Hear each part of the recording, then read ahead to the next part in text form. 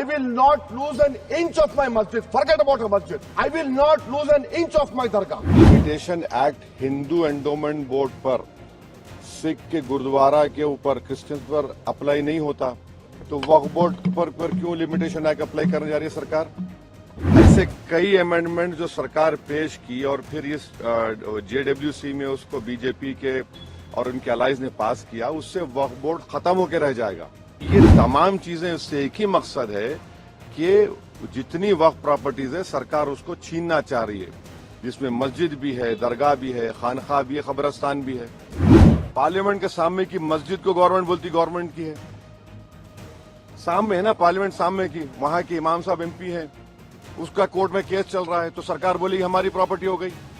कैसे होगा बताइए आप? ये सिर्फ नफरत की बुनियाद पर मुसलमानों की प्रॉपर्टीज को वक्फ की प्रॉपर्टी को छीनने के लिए मंशा और मकसद तो वो एक ही है ना, वक्फ प्रॉपर्टीज बचाना नहीं है, छीनना है। जेपीसी नहीं है, वो ज्वाइंट वर्किंग कमेटी है, उनको जितना तक नहीं मालूम, जेपीसी बोलते रहते हैं, ज्वाइंट वर्किंग कमेटी। जो फाइनल रिपोर्ट दी गई है और जो बीजेपी के एमपीज ने जो अमेंडमेंट्स दिए, जो उनकी न्यूमेरिकल स्ट्रेंथ के ऊपर उन्होंने उसको पास करवा लिया, और अपोजिशन ने जो अमेंडमेंट्स दिए उसको हम लोग पास नहीं करवा सके क्योंकि हमारे पास स्ट्रेंथ नहीं थी।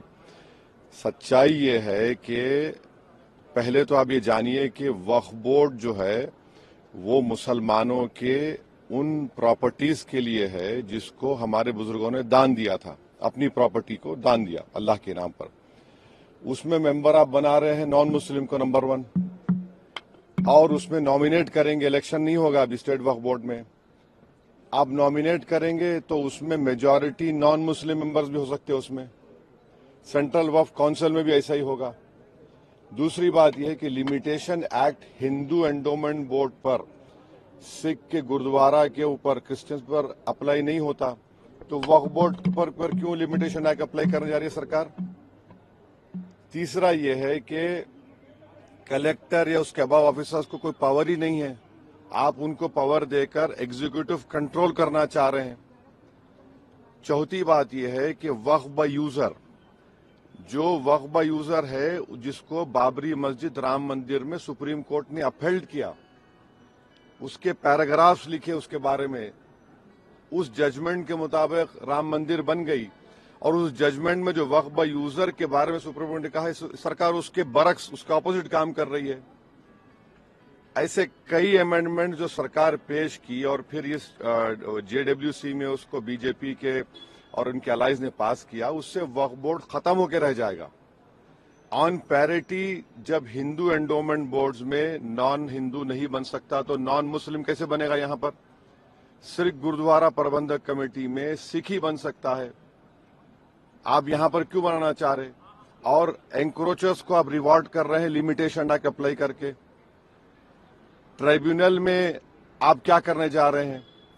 तो ये तमाम चीजें उससे एक ही मकसद है कि जितनी वक्फ प्रॉपर्टीज है सरकार उसको छीनना चाह रही है, जिसमें मस्जिद भी है, दरगाह भी है, खानखा भी है, कब्रिस्तान भी है। अब ये एक अमेंडमेंट जो इन्होंने अपनी स्ट्रेंथ पर पास करवा लिया, इस फाइनल रिपोर्ट में आप देखिए क्या कहते हैं, वक्फ बाय यूजर में अगर वो डिस्प्यूटेड प्रॉपर्टी होगी या गवर्नमेंट प्रॉपर्टी होगी तो वक्फ बाय यूजर नहीं होगा। मैं आपको एक एग्जांपल दे रहा हूं, सच्चर कमेटी जाकर पढ़िए, जिसमें सच्चर कमेटी ने कहा कि दिल्ली में 123 ऐसे प्रॉपर्टी है जो सरकार के कब्जे में है। मैं कहा वक्फ प्रॉपर्टी है सरकार के कब्जे में, उसकी 2008 में लागत 3000 करोड़ बताई गई। पार्लियामेंट के सामने की मस्जिद को गवर्नमेंट बोलती गवर्नमेंट की है, सामने है ना पार्लियामेंट सामने की, वहां के इमाम साहब एमपी हैं, उसका कोर्ट में केस चल रहा है, तो सरकार बोली हमारी प्रॉपर्टी हो गई। कैसे होगा बताइए आप? ये ऐसे कई एग्जांपल्स दे रहे हैं। आप इवैक्यू प्रॉपर्टी खत्म कर रहे हैं, इवैक्यू प्रॉपर्टी अलग है, इवैक्यू बाय वक्फ अलग है। पंजाब में हजारों एकड़ इवैक्यू प्रॉपर्टी जिससे रेवेन्यू आता है उसको खत्म कर रहे हैं आप, तो उससे फायदा किसको हो रहा है?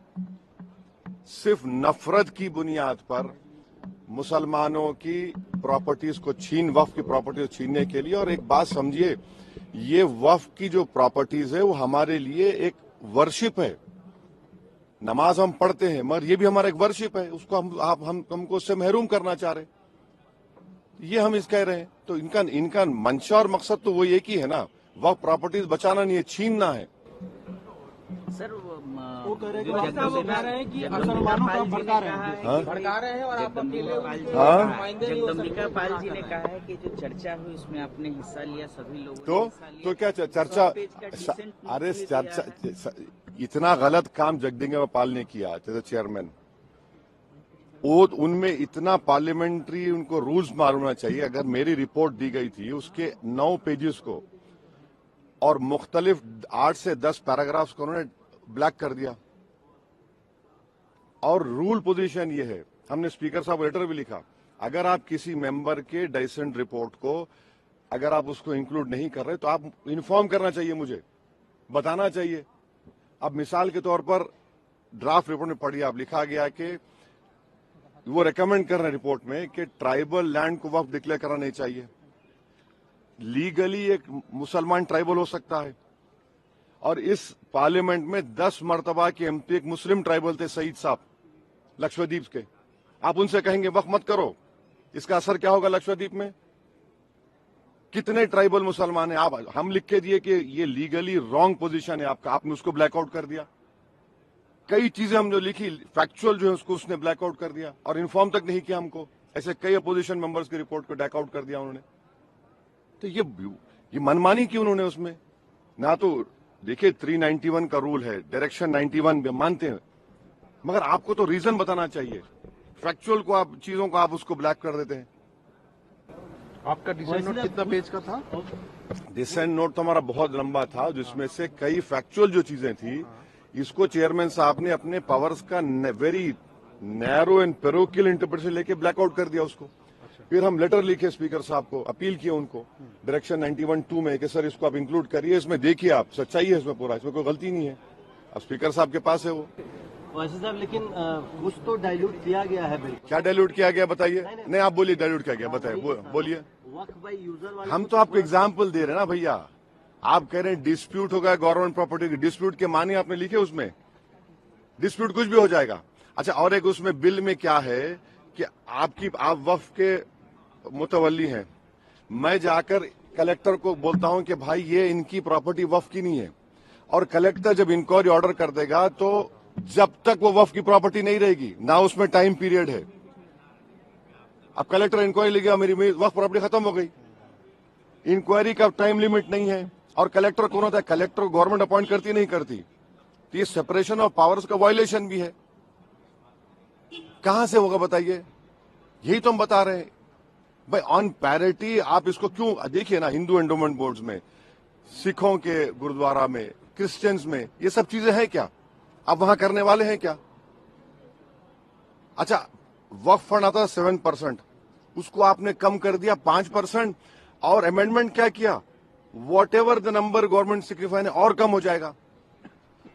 अब कैसे चलेगा वक्फ बोर्ड? फिर इसके बाद भी अगर ये सरकार तो इसके बिल बाद लाने का प्लान करिए, अगर बिल आएगा तो फिर आप लोग क्या करेंगे? बिल आएगा तो हम जो करना है करेंगे, क्या बात है। सर पाल साहब कह रहे हैं और जो एनडीए के अलाइज हैं उनको सोचना चाहिए, हमेशा पॉलिटिकल एनिमो नहीं होता ना।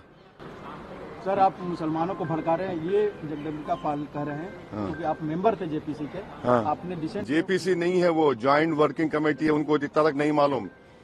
जेपीसी बोलते रहते हैं, ज्वाइंट वर्किंग कमेटी है। जेपीसी अगर होती तो उसको इन्वेस्टिगेटिव पावर्स होते, जैसा वन नेशन वन इलेक्शन बनाया गया है। ये ज्वाइंट वर्किंग कमेटी है, बस राग आलाप रहे। जेडब्ल्यूसी है, वो तक नहीं मालूम।